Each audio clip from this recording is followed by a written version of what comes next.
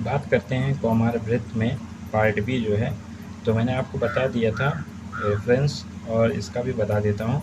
तो जो व्याधि चैप्टर है उसी में ये मिल जाएगा, विविध व्याधि में। तो देखिए, जो सैयामूत्र होता है, प्रीवियस ईयर का बहुत ही इंपॉर्टेंट क्वेश्चन है, आया हुआ है इसलिए मैं करवा रहा हूँ। तो सैयामूत्र का जो मॉडर्न कोटेशन है, एनुरेसिस बोलते हैं, एनुरेसिस या बेड वेटिंग। ठीक है।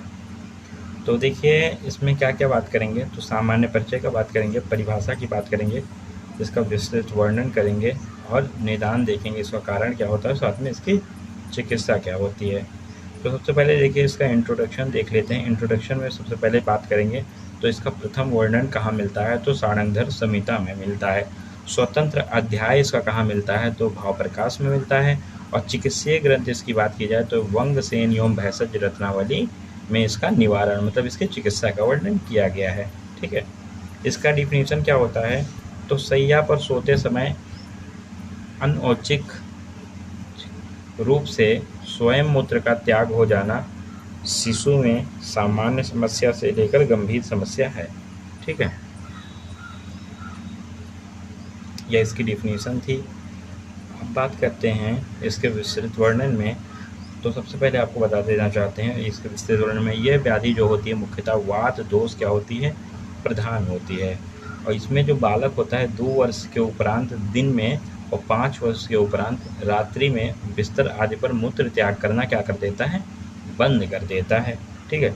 लगभग में 1/4, ठीक है, बालक यह समस्या मिलती है, मतलब 25% बालकों में यह समस्या लगभग मिलती है। लड़के लड़कियों की अपेक्षा अधिक पीड़ित रहते हैं, मतलब लड़के ज़्यादा पीड़ित रहते हैं इससे एज़ कम्पेयर लड़की। देखिए, एज के अकॉर्डिंग बताया गया है। तो देखिए, एज और परसेंटेज, तो बॉयज़ में 5%, 5 ईयर तक लोगों में 7% लोग पीड़ित रहते हैं, और 10 साल तक 3% लोग पीड़ित। जबकि गर्ल्स की बात की जाए तो गर्ल्स में 5 ईयर तक 3% पीड़ित रहते हैं, और 10 साल तक 2% पीड़ित रहते हैं। देखिए, यहाँ 3 2 5 और यहाँ 17, तो ऊपर 10 देखो, यहाँ 10 5 साल की बात हुई है, तो बॉयज़ में 10 साल, ऐसे याद रखना, गर्ल्स में 5 साल, ऊपर 3 7 और 3 का रेशियो है, ऊपर यहाँ 3 और 2 का रेशियो, ऐसे ध्यान रहेगा आपको।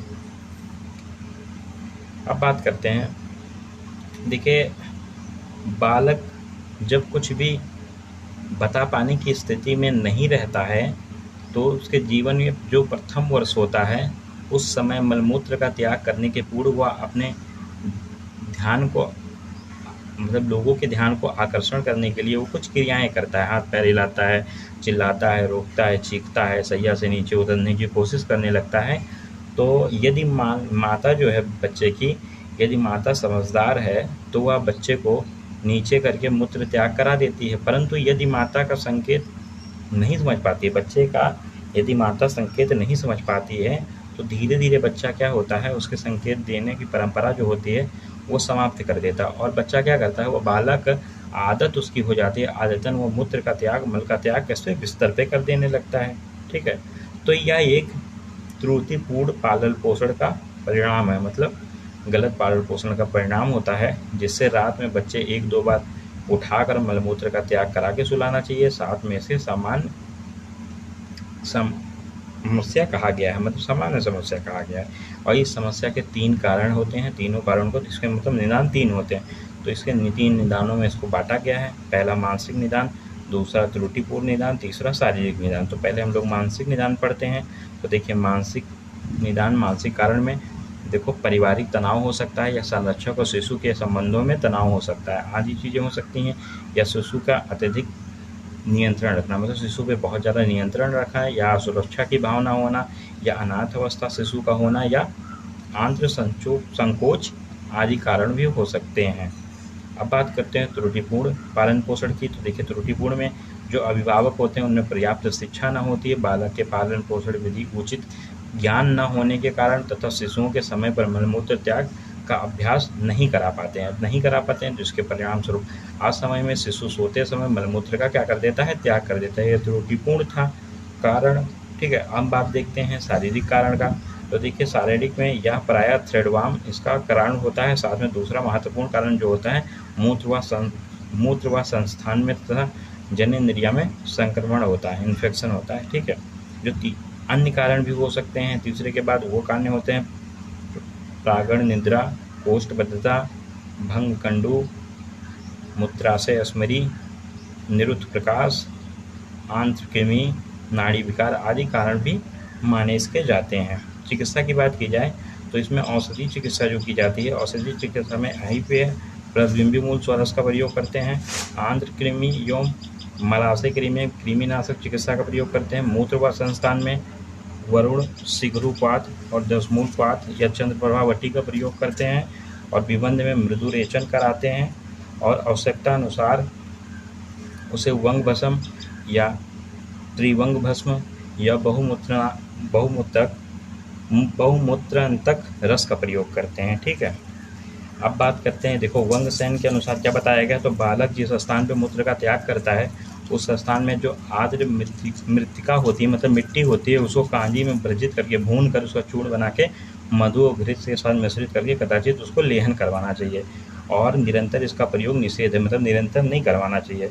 और अब मानसिक चिकित्सा की बात करते हैं, तो मानसिक चिकित्सा में देखो बताया गया अशिक्षा हुआ, मानसिक कारणों एवं त्रुटिपूर्ण पालन पोषण हो गया, ये सब में ये लाभकर होता है। इसके अंतर्गत जो शिशु होता है उसके संरक्षण को ठीक होने के लिए साध्यता के लिए आश्वासन करना चाहिए कि हाँ ये बीमारी ज़्यादा कठिन नहीं है, ठीक हो जाएगी आसानी से। बच्चे को सोने से पूर्व मलमूत्र का त्याग कराना चाहिए और मध्य निद्रा में 1-2 बार उठाकर उसको मलमूत्र का त्याग करा देना चाहिए। किसी रात्रि में मलमूत्र शय्यापन ना करे तो उसको पुरस्कृत करना चाहिए, ठीक है, उसको पुरस्कार देना चाहिए, उसकी तारीफ करनी चाहिए। और साथ में सायंकाल के बाद उसका द्रव आहार, पेय एवं जल आदि को नहीं देना चाहिए तथा बड़े बच्चों को रात में अलार्म का प्रयोग करा के जगाकर उन्हें मूत्र का त्याग कराने का अभ्यास कराना चाहिए। ठीक है, ये सारी चीज़ थी हमारी बेड वेटिंग या सैया मूत्र या एनुरेसिस का जो आयुर्वेद पोर्शन था। अब बात करेंगे इसके हम सेकेंड लेक्चर में जो होगा मेरा अलग से मॉडर्न पोर्शन।